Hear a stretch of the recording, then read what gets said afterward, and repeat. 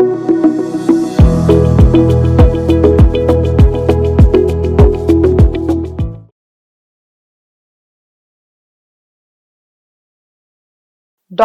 நேரம் வியூவர்ஸ் அனைவருக்கும் அன்பான வணக்கங்கள். நான் உங்கள் டாக்டர் ராஜலட்சுமி, சித்த மருத்துவர். இந்த பதிவுல நம்ம எதை பற்றி பார்க்க போறோம்னா, ஒவ்வொருவரும் நோய் வாய்ப்பட்டோம்னு வச்சுக்கோங்க, நம்ம என்ன நினைக்கிறோம் அப்படின்னா, ரெண்டு விஷயம் நினைக்கிறோம். ஒண்ணு வந்துன்னா, ஓகே இந்த நோய் வந்துருச்சா, நமக்கு இது வாழ்நாள் முழுவதும் இருந்துகிட்டே தான் இருக்கும், அதனால வேற ஒன்றும் பண்ண முடியாது அப்படிங்கிற ஒரு எண்ணம் வரும். இன்னொன்றை பெரும்பாலும் என்ன வருது அப்படின்னா, இந்த நோயா, இது இப்படிதானே இருக்கு, ஒன்னும் மாத்திரை போடுவோம், இல்ல மாத்திரையே போட வேண்டாம், இது ஒன்றும் பெரிய விஷயம் கிடையாது அப்படின்னு நினைப்போம். ஸோ அதுல ஒரு முக்கியமானது என்ன, பொதுவாக நம் மக்கள் செய்யக்கூடிய தவறு என்ன அப்படின்னு பாத்தீங்கன்னா பிபி. ஸோ பிபி இருக்கிறவங்க என்ன நினைப்பாங்க அப்படின்னா, நான் பிபி ஒரு தலைவலி வருது, தலைவலி ஜாஸ்தியா இருக்குன்னு மருத்துவரிடம் போறோம், இல்ல ஃபீவருக்காக மருத்துவரிடம் போறோம், போகும் பொழுதுதான் அங்க நமக்கு ரொட்டீன் எக்ஸாமினேஷன்ல பிபி இருக்கிறது நமக்கு தெரியும். இல்ல வேற எதுக்காவது காரணங்களுக்காக போவோம், பார்க்கும் பொழுது பிபி இருக்கிறது தெரியும். சோ அப்ப சொல்லுவாங்க, உங்களுக்கு பிபி இருக்கு, பார்த்து கண்ட்ரோல் பண்ணிக்கங்க அப்படின்னு மருத்துவர்கள் சொல்லுவாங்க. நமக்கு திடீர்னு கோவம் வர்றப்ப, தலைவலி வந்துச்சுன்னா நம்ம என்ன நினைப்போம், பிபி இருக்கு அப்படின்னு.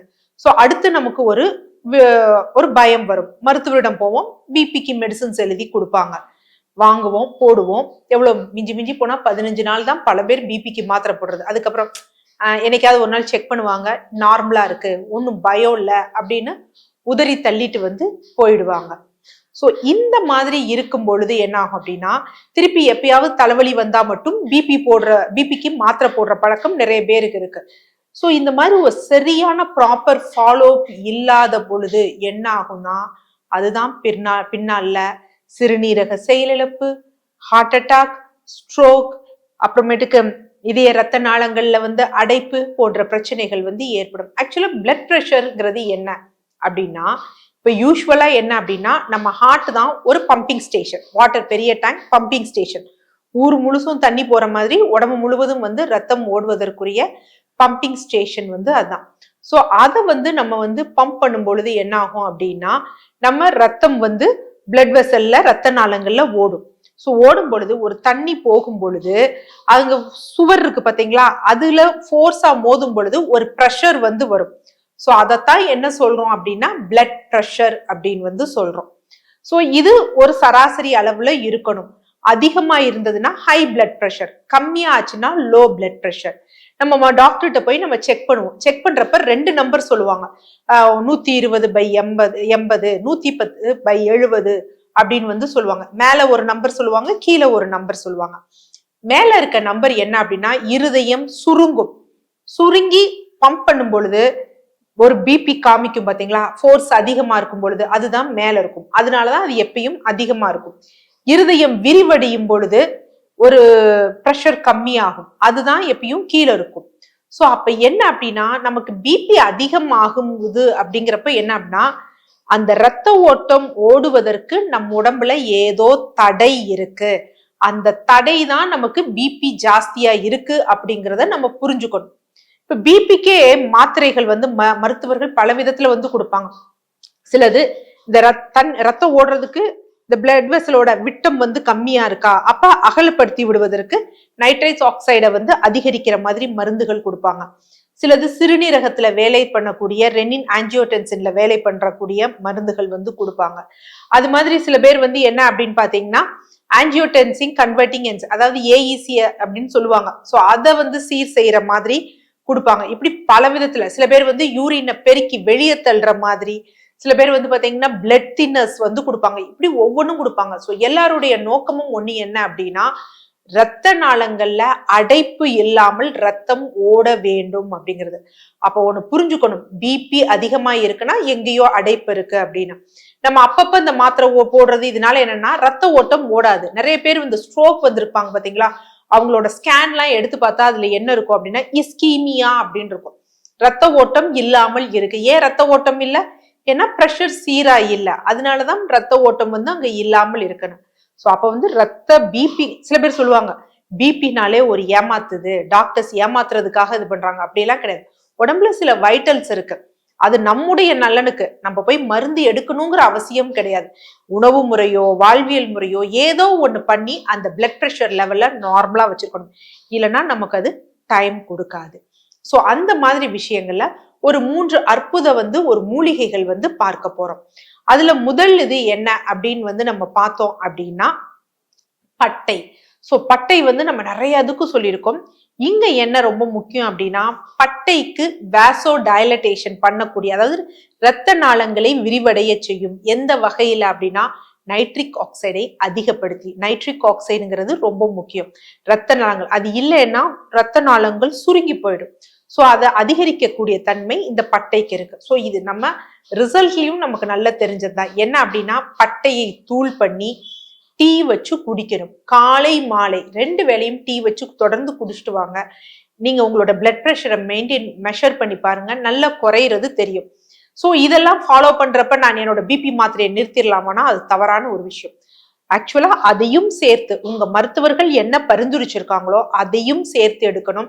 அதனுடன் என்ன அப்படின்னு பாத்தீங்கன்னா இதையும் சேர்த்து எடுக்கும் பொழுது பிபி படிப்படியாக குறைய ஆரம்பிக்கும். சோ ரொம்ப கம்மியா போகுது அப்படின்னா உங்க மருத்துவரிடம் அட்வைஸ் பண்ணீங்க அப்படின்னா சொன்னீங்க அப்படின்னா உங்க மருத்துவர் டோஸை குறைப்பாங்க. இந்த லவங்கப்பட்டை அப்படிங்கிறது நல்ல ரிசல்ட் கொடுக்கக்கூடிய ஒரு விஷயம். அது முதல். அடுத்து 2வது என்ன அப்படின்னு பாத்தீங்கன்னா சீரகம். சீரகம்னாலே அகத்தை சீரா வச்சு கொள்ளக்கூடியது.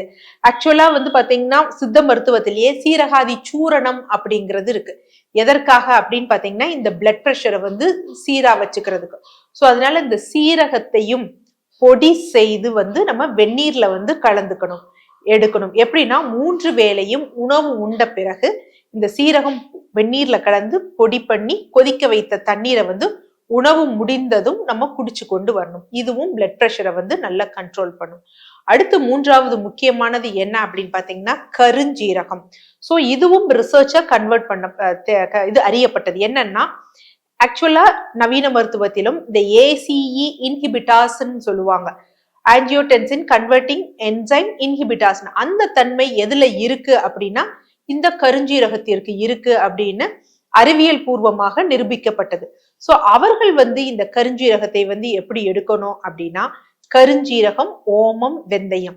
கருஞ்சீரகம் 1 பங்கு, அதாவது 1 டம்ளர் கருஞ்சீரகம்னா ஓமம் 1/2 டம்ளர், அது மாதிரி வெந்தயம் 1/4 பங்கு. 3ஐயும் வறுத்து நல்லா பவுடர் பண்ணிடணும்.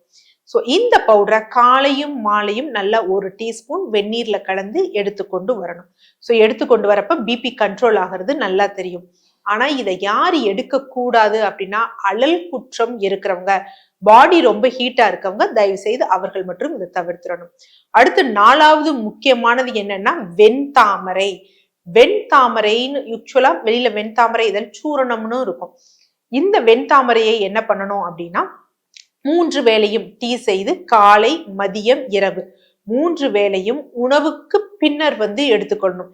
இதை எடுத்துக்கொண்டு வரும் பொழுது இது ஒரு நல்ல கூலட். சோ சிறுநீரையும் பெருக்கி வெளியே தள்ளும். அதே மாதிரி பாடியும் கூலா வச்சுக்கும். அந்த மாதிரி இதுல எலக்ட்ரோலைட்ஸையும் சீரா வச்சுக்கும் பொழுது நம்ம பிளட் பிரஷர் சீராகும். சோ அதனால இந்த வெண்தாமரை இதழ் சூரணமாவும் எடுக்கலாம், இல்ல வெண்தாமரை இதழ அந்த பூ பெட்டல்ஸ் இருக்கு பாத்தீங்களா, அதை கொதிக்க வச்சும் எடுக்கலாம். இந்த 4ஐயும் ஃபாலோ பண்ணிட்டு இதனுடன் தினமும் இரவு பூண்டு குடிநீர் ஃபாலோ பண்ணிட்டு வந்தோம் அப்படின்னா படிப்படியாக நம்ம பிளட் பிரஷர் லெவல் குறையும். இது எதை காமிக்குது அப்படின்னா ஒரு சைடு எஃபெக்ட் இல்லாத நம்ம வீட்டிலேயே தயாரிக்கக்கூடிய ஒரு விஷயம். அடுத்து 2வது விஷயம் ப்ரூவன் ரிசல்ட். நல்ல ரிசல்ட் கொடுக்கக்கூடிய ஒரு மூலிகைகள். பெருசா எந்த சைடு எஃபெக்ட்ஸும் இதற்கு கிடையாது. ஆனா ஒரு நார்மல் லெவல் வர்ற வரைக்கும் உங்க மெடிசன்ஸையும் சேர்த்து எடுக்கணும். கொஞ்சம் குறையும் பொழுது நீங்க மெடிசனோட டோஸ் இது பண்ணி படிப்படியாக கொண்டு வரணும். சோ இது எல்லாமே வாசோடைலேட்டர். எங்கெங்க தடைக்கற்கள் இருக்கோ அதை சீர் செய்யறதுனால பிளட் பிரஷர், ஹை பிளட் பிரஷருக்கு ஒரு நிரந்தர தீர்வு இருக்கு. சோ ஹை பிளட் பிரஷருக்குன்னா என்ன, ஏன் வருது அப்படிங்கிற உங்களுக்கு கண்டிப்பா காரணம் தெரிஞ்சிருக்கணும். அதற்கு இந்த 4 ஹோம் ரெமடிஸ் உங்களுக்கு எது ஏதுவா இருக்குமோ 4ஐயும் எடுக்கலாமானா தாராளமா 4ஐயும் எடுக்கலாம். எடுத்துட்டு உங்க மெடிசனையும் ஃபாலோ பண்ணிட்டு வாங்க. ஹை பிளட் பிரஷர் இல்லாமல் ஒரு ஆரோக்கியமான வாழ்வு வாழ இறைவனை வேண்டிக் கொள்கிறேன்.